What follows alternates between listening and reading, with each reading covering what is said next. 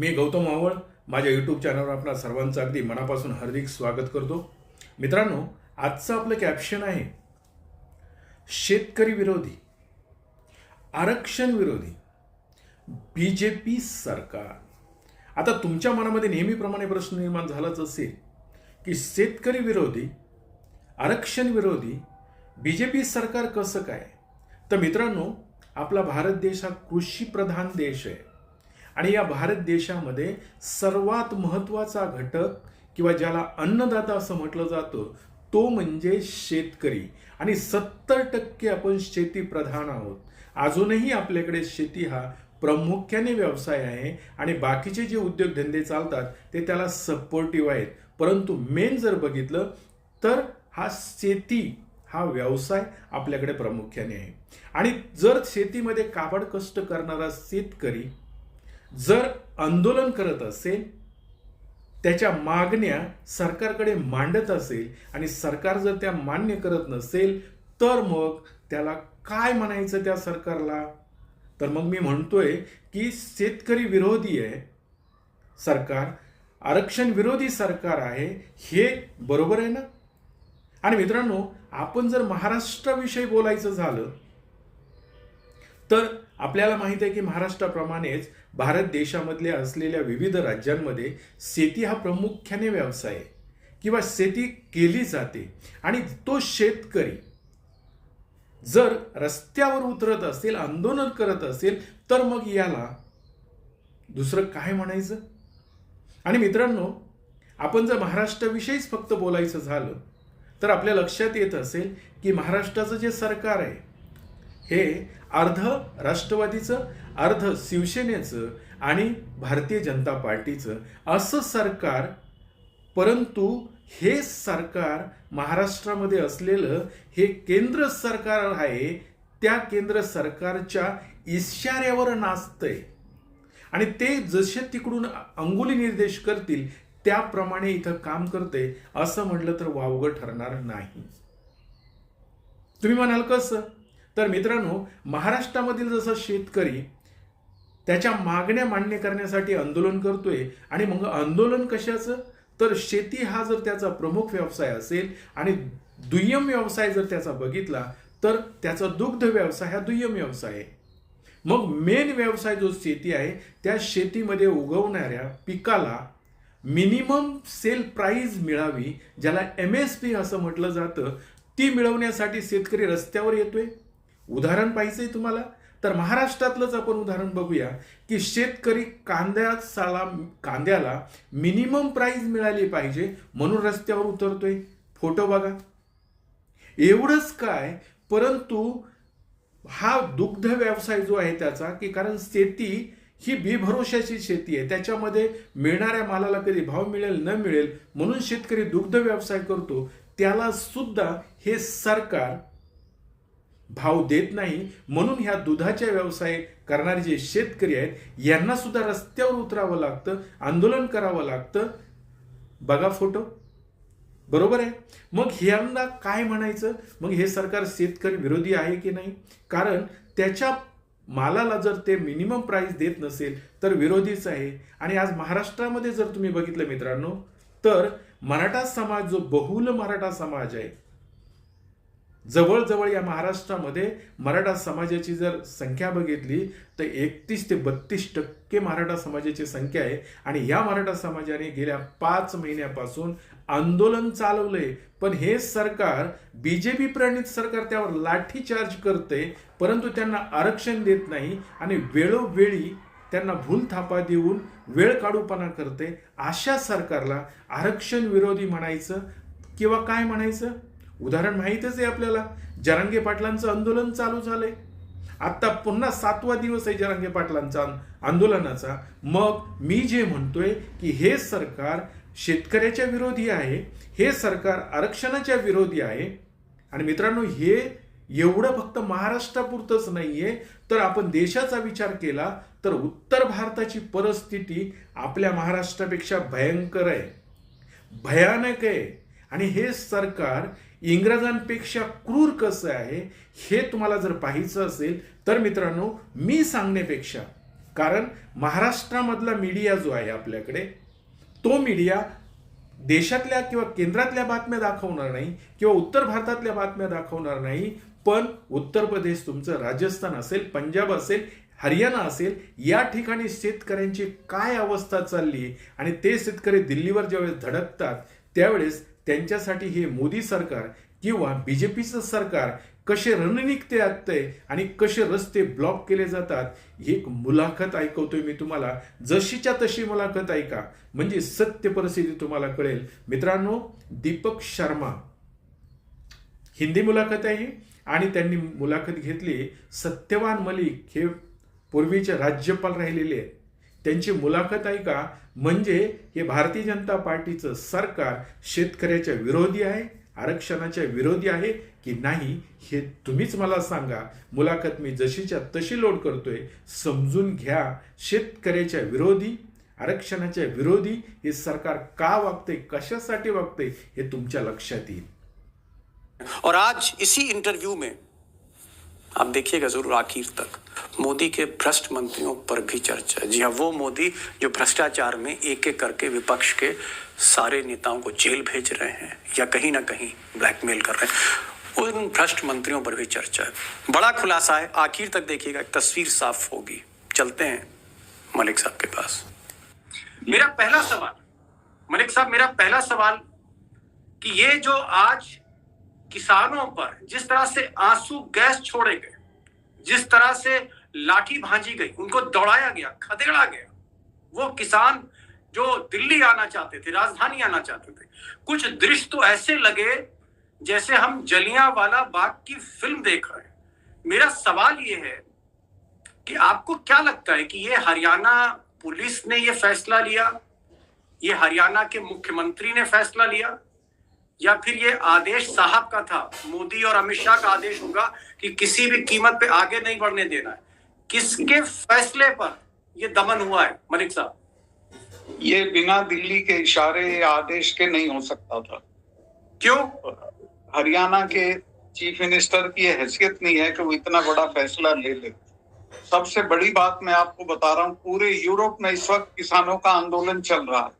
कहीं भी ना लाठीचार्ज है, ना उनको रोका जा रहा है, ना उनके साथ जाति की जा रही है। ये एक एटीट्यूड है हिंदुस्तान की, दिल्ली की सरकार का, कि इनको ना बोलने देंगे, ना प्रदर्शन करने देंगे, ना दिल्ली आने देंगे। अभी पंजाब हरियाणा हाईकोर्ट में सुनवाई के दौरान जज ने टिप्पणी की है कि भाई आप ये तो दिल्ली जा रहे हैं, हरियाणा तो आ नहीं रहे, इनको क्यों रोक रहे हो, क्यों इनके साथ जाति कर रहे हो, क्यों लाठीचार्ज कर रहे हो। इसको सबने कंडेम किया है और मैं बता रहा हूँ, ये इनके कॉफिन में नेल होगी, ये इनके लिए बहुत नुकसानदेह होगा किसानों के साथ इस तरह का सुलूक। नहीं, आप कह रहे हैं, आपने एक बड़ी बात कही मलिक साहब, आपने कहा कि ये मोदी सरकार के कफन में आखिरी कील है। आखिरी कील होगी।